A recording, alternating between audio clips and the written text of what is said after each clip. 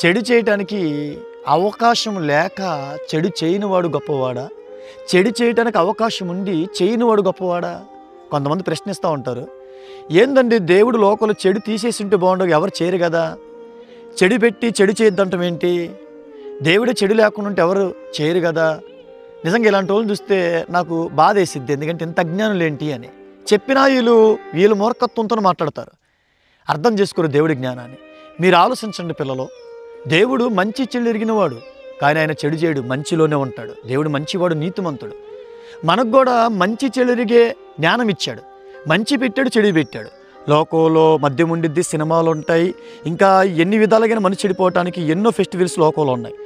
అందుకే అన్నీ చేయటానికి మీకు స్వతంత్రం ఉంది, కానీ అన్నీ చేయదగినవి కావని 66 పుస్తకాలు ఇచ్చాడు. ఇప్పుడు చెడు చేయటానికి అవకాశం ఉండి కూడా చేయనివాడు గొప్పవాడు. అవకాశం లేకుండా చేయనివాడు ఎలా గొప్పవాడు అవుతాడు, ఎలా నీతిమంతుడు అవుతాడు?